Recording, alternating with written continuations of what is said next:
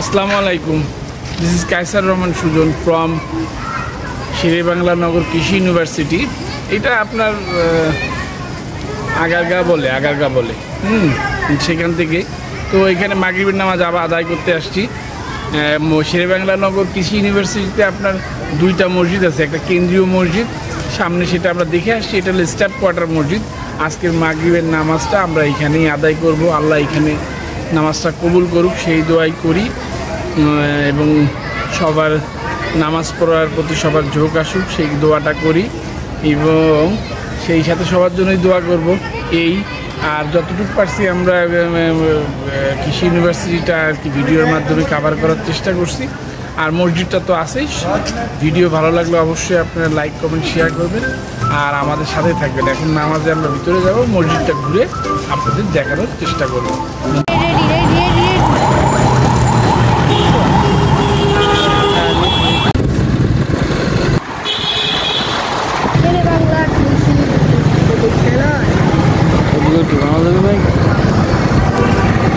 আসসালামু আলাইকুম।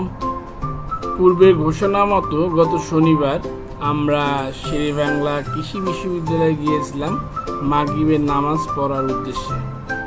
আমরা প্রথমে সরাসরি চলে যাই শেরেবাংলা কৃষি বিশ্ববিদ্যালয়ের কেন্দ্রীয় জামে মসজিদে। তো মাগরিবের আজানের আগে কিছুটা সময় থাকায় আমরা ইউনিভার্সিটিটা ঘুরে দেখি। কৃষি বিশ্ববিদ্যালয়ের বিভিন্ন ভবন, তারপরে চত্বর, বিভিন্ন স্মৃতিস্তম্ভ, এগুলো আমরা ঘুরে দেখি। কৃষি বিশ্ববিদ্যালয়টা অনেক বড়, অনেক সুন্দর এবং সম্পূর্ণ প্রাকৃতিক গ্রামীণ পরিবেশেই তৈরি। আপনি এখানে আসলে আপনার মন অনেক ভালো হয়ে যাবে, অনেক বড় হয়ে যাবে।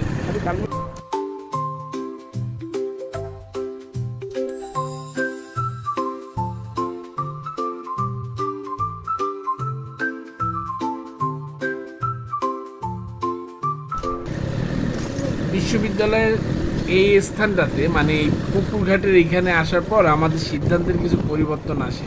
কারণ এই পুকুরঘাটের বাঁ সাইডে আমরা যখন মোটরসাইকেলে যাচ্ছিলাম, দূর থেকে আমরা মসজিদের দুইটা থেকে তিনটা বড় গম্বুজ দেখতে পাই দূর থেকে। তখন আমরা চিন্তা করি যে ভিতরে মনে হয় একটা বড় মসজিদ আছে।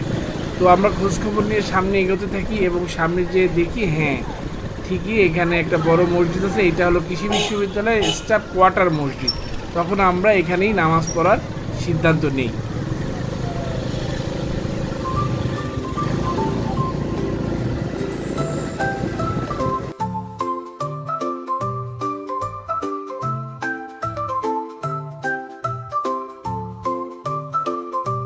যেহেতু এটি কৃষি ইউনিভার্সিটির স্টাফ কোয়ার্টার মসজিদ, তাই এর আশেপাশে বেশি সংখ্যক গাছপালা বা প্রাকৃতিক সৌন্দর্য বেশি থাকবে, এটাই স্বাভাবিক। মসজিদটির ভেতর বাইরে সব জায়গায় টাইলস করা ছিল এবং এটার আয়তনে প্রায় 5 থেকে 5,500 স্কোয়ার ফিট, এবং একসাথে 3টি ফ্লোরে প্রায় 6,000-এর মতো মুসল্লি নামাজ পড়তে পারবে।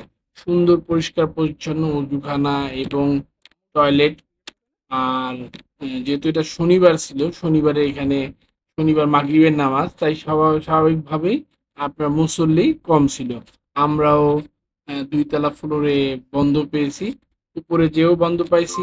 মাগরিবের নামাজের সময় মুসল্লি কম থাকে, এটাই স্বাভাবিক। তো একটা কথা না বললেই না, আমি এই মসজিদের সাউন্ড সিস্টেম বা ইমাম সাহেব যে খতিব যে নামাজ পড়ায়, ওনার ভয়েসটা আমার কাছে খুবই ভালো লাগছে এবং সাউন্ড সিস্টেমটাও আমার কাছে অনেক বেশি ভালো লাগছে।